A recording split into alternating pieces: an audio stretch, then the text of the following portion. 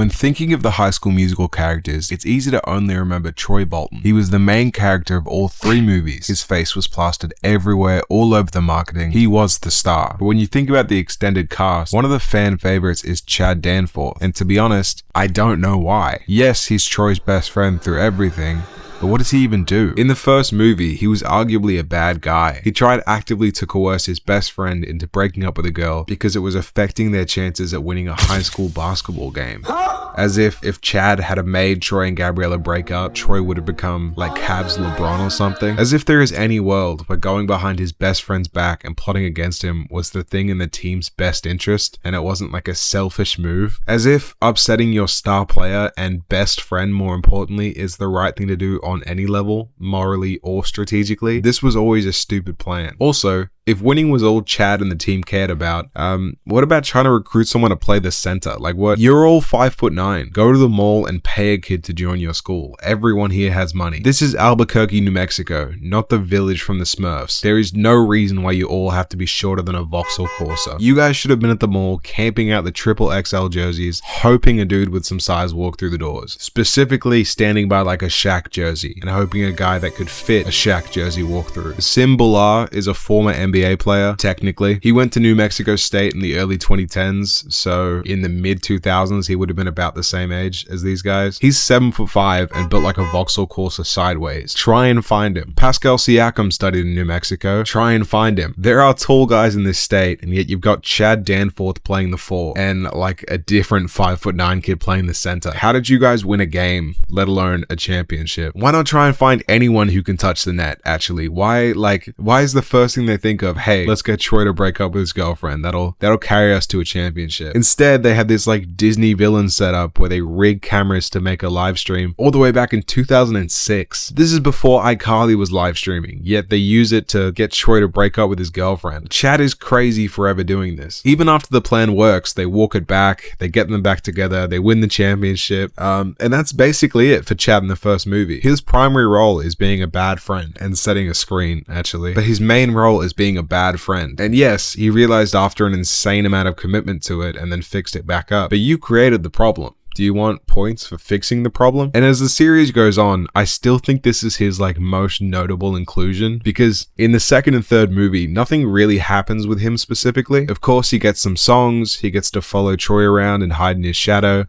He even gets to swap clothes with Ryan in one song, which I'm sure had fan fiction writers hot under their collar in 2007. But we never really get to see a Chad-focused storyline, or even a moment that isn't engineered purely to make someone else shine. It never feels like we get an individual Chad storyline. It's always Chad is like an extension of Troy Bolton, whereas Troy Bolton is not an extension of Chad. Everything he does in these movies is done in some way to give someone else a chance to be the focus. I know High School Musical isn't known for having fleshed out side characters. It's very much, Troy and the others, but it feels strange that we know so little about Chad, and yet some people do genuinely think of him before they think of Gabriella when looking back at this series. I see Halloween costumes of Troy and Chad more than I see Troy and Gabriella. There's also like Chad graphic tees, High School Musical merch about Chad, and again, what does he even do? I read his page on the High School Musical fandom wiki. Oh, what a sentence. And it only reaffirms what I'm saying. Of course, in the second movie, they get a summer job at a golf course, they being the entire school apparently. How short-staffed is this place during the school year? It starts off fun with the iconic dish scene. He started off by giving a speech, and then suddenly he started banging a pot. Teammates just looked confused. Slowly, one by one, they got involved. Jonas Valanciunas grabbed some lids and did some stuff. That was when Troy yelled out, "Boogie, get the glasses." It was beautiful. A dance battle broke out between some of the players. It was clear this team was united. Soon they all put down the pots and pans, and Boogie called Troy a king. That's when Troy put his hand on Boogie's shoulder and said, "No, DeMarcus Cousins, we're all kings. Sacramento Kings." And later on, Troy gets into arguments with his friends about the fact he's distancing from them in search of individual success. Did you even ask to include us, Captain? I didn't go looking for the Red Hawks. The Red Hawks came to me, okay? I didn't sign up for this golf job. Fulton offered it. I said yes. My decision. But I show up to work. Same as you. So chill, man. You get a speck of dirt on your pants and someone dry cleans you. You wouldn't do the same thing. If I was as good as you. I did not say that. You didn't have to. And neither did you. No. We didn't vote you captain because of your jump shot. Okay, we did it because you're the guy who usually knows what's up. But I guess things change. You think you got me all figured out? Well, I don't think so. And I don't answer to you. Then maybe you should start answering yourself. Look, we have been like brothers since preschool.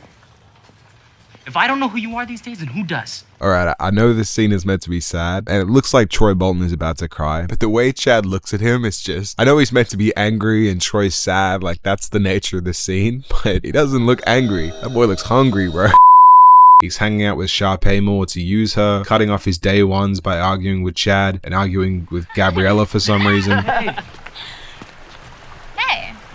Hey! They ask you how you are, you just have to say that you're fine when you're not really fine. By the end of the movies, he realizes he's the problem and accepts Chad's forgiveness. What? Why does Chad have to apologize? I've seen the movie. The problem is 5'9" and has to get his head in the game. The problem is not Chad, it's Troy. But both in the wiki and in the movie, Chad is written to be this like, hey man, just walk all over me, that's so chill. He's not written to have any deep thoughts or any long-lasting moral objections to Troy's behavior. He's here to forgive and forget at the first time of asking and do everything he can to make Troy look as good as he can. Even in the third and final film, the treatment of Chad is just criminal. He helps them with the school musical, and both him and Troy get offered scholarships to the university they always wanted to go to, the University of Albuquerque, which is not a real place anymore. Chad and Troy always plan on going here. They always said they'd go there together, and yet by the end of the film, Troy betrays him to be with Gabriella, and Chad just smiles through it and accepts it. How? If you promised me since we were kids that together we'd grow up, co-captain a team together, have me play out of position to support your career, set every opportunity up to make you shine and get interest in your career, and then we get the opportunity that we wanted to make all of this worth it by joining our local college team that we both said that we wanted from the start, a local team, a place where we can live out our lifelong dreams and take our steps together and make it to the NBA, and yet you snake me for a girl that you've broken up with in every one of these movies. They broke up in the first one, they broke up in the second one, and they break up in the third one. I wouldn't be sitting here smiling. I would be booing at the very least. I get Troy's decision from like a selfish perspective. The best guard to go to college in New Mexico is probably like Randy Brown. Does anyone watching this know who Randy Brown is? Whereas going to California, the best guard they've had is Jason Kidd. So like fair enough. I'd much rather be Jason Kidd than Randy Brown. But the fact that the movie shifts this as like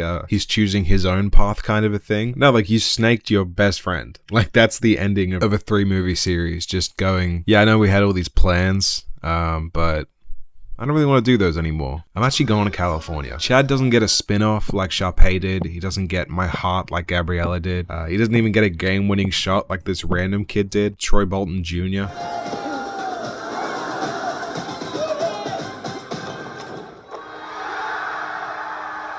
Coach Petite.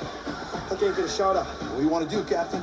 Just get me the ball. Even in the gameplay scenes in these movies, it's never Chad doing anything crazy. Maybe he'll set a screen, but he's not the one breaking ankles and getting assists or even scoring the game winner. He's just again in the background. I can't even tell you his position on the court. It's pretty clear that like Troy Bolton is the point guard because most of these clips he's like taking it up the court and then shooting. Whereas like what is Chad? What does Chad do? Is he a power forward? I mean, he's setting screens, so he's probably one of the bigs, but he's 5'9". Is he like a Betrayal but tiny? Very small?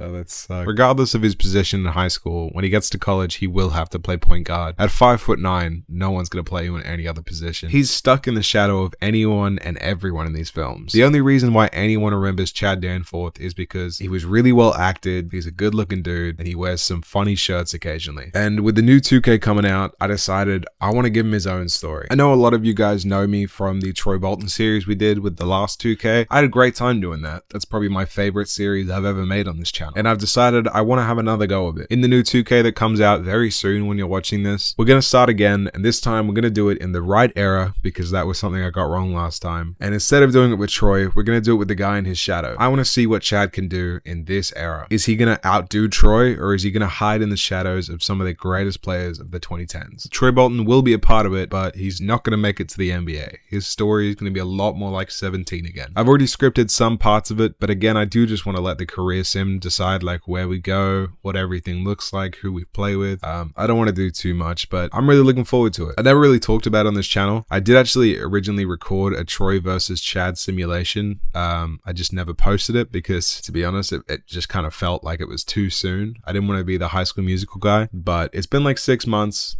We got a good script here. I want to go again. It does feel a little bit shameless to go back to the thing that got the most views on this channel, but I want to do it in a way that like a different story with a different character, but from the same movie. Anyway, guys, I greatly appreciate you guys watching this. Like I said, pretty soon the new game will be out, which means the new videos can start getting made. I'm Chad Danforthing it. I don't think that's the slogan.